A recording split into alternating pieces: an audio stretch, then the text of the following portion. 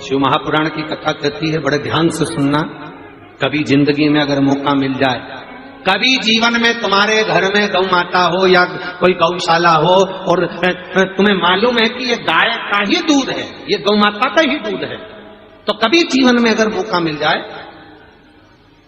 और अगर तुम्हें कोई कह दे कि तेरी किस्मत में सुख नहीं है, तेरी किस्मत में धक्के खाना लिखा है, तेरी किस्मत में दुख लिखा है, तेरी किस्मत में हमेशा धक्के खाना लिखा है, कोई कह दे तुमको, तो उसकी सुन लेना।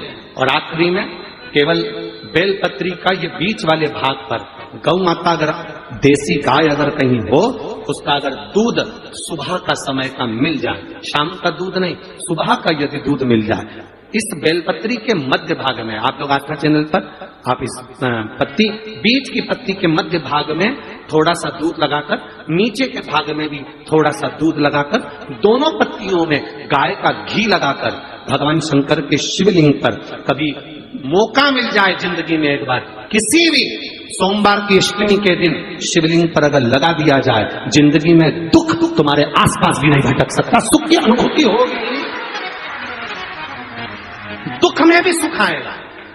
किस्मत में दुख लिखा है वो तो आएगा, पर दुख में भी सुख की अनुभूति होगी। आएगा दुख, पर दुख भान नहीं होने देगा। पांवों में अगर ठोकर लगी है तो थोड़ी तो चोट लगेगी, पर जूता पहने हो तो ज्यादा लगेगी क्या? जम के तो बोलो रे, नहीं लगे, क्योंकि जूता पहन रखा है, तुमने पहले से सेफ्टी कर रखी है, तो चोट नहीं लगेगी, ठोकर लगी, कष्ट हुआ, पांव में थोड़ा कष्ट हुआ, पर इतना नहीं हुआ। अगर नंगे पैर होता, चोट लगती तो ज्यादा लगता, ज्यादा आनंद।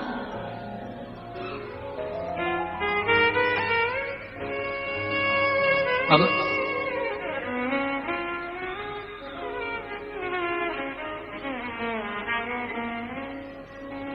बेलपत्री बीच वाली पत्ती पर ऊपर जम के बोलो, गाय का दूध, नीचे घृत, दोनों साइड घृत, बाबा का आनंद करते हुए शंकर की शिवलिंग पर सोमवार अष्टमी के दिन, कितना भी कोई लिख दे, कोई तुम्हारे भाग्य को भी लिख कर दे कि तेरी किस्मत में ये दुख लिखा है, आएगा दुख, मना नहीं, पर एक बेलपत्र और गौ माता का दूध जीवन में कितना बड़ा भी दुख आ जाए उसको टाल देता है। इसलिए शंकर जी का अभिषेक गाय के दूध से होता है। गाय मन का मिला है ना मुझी को, एक रुद्राक्ष का मन, और वो विचार में पड़ गया कि ये रुद्राक्ष कहां से। अब उसको चिंता व्याप रही थी, अब उसने चिंता छोड़ दी, अब विचार कर रहा है ये जरूर महादेव का होगा, शंकर जी का होगा। एक बेलपत्री भी रोड पर पड़ी मिल जाए ना तो विचार कर लेना शंकर जी ने दी होगी, कोई भूल गया होगा, शिव जी का है, शंकर का। तुम उसकी चर्चा करो, तुम शंकर का जिक्र करो, तुम अपने गुरु का जिक्र करो, तुम शंकर का जिक्र करो, शंकर तुम्हारा जिक्र करे। पार्वती जी शिव जी से पूछती हैं, अपन किसकी कथा सुनने जा रहे हैं? शंकर भगवान करे राम जी की, सीता जी ने राम जी से पूछ लिया, तुम किसकी कथा सुनने जा रहे हो? राम जी बोले शंकर जी की। क्यों? हम जिसकी जिक्र करते हैं, हम जिसकी चिंता करते हैं, हम जिसका भजन करते हैं, हम जिसका नाम लेते हैं, वो हमारा नाम लेता है।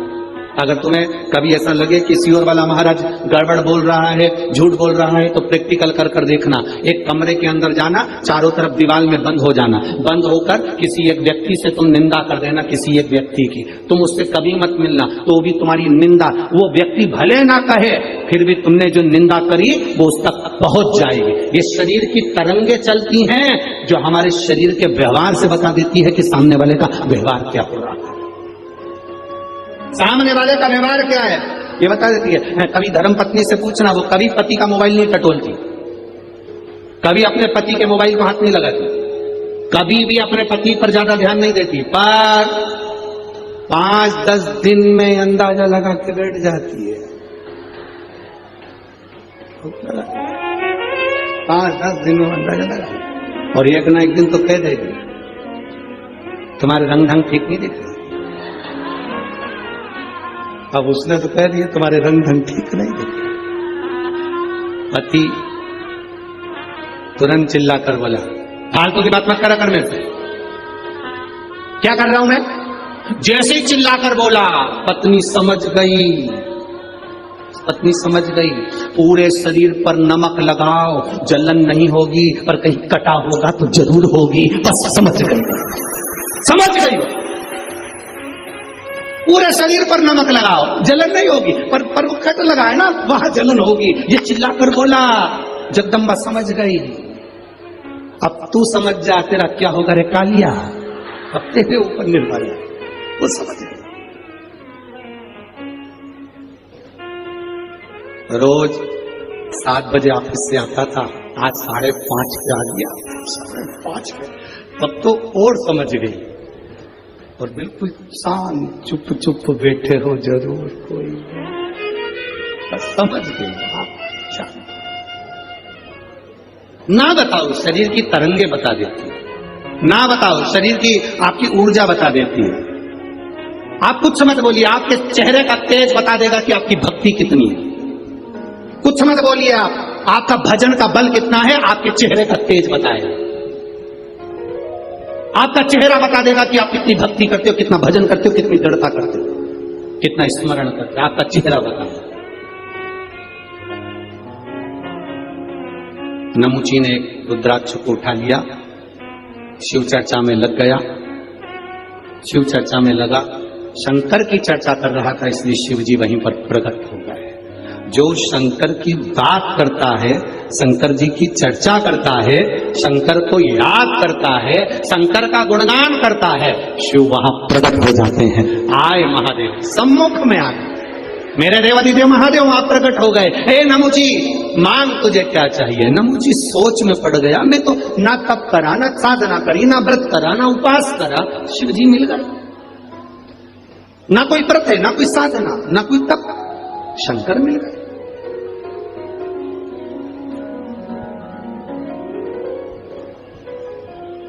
मिलते हैं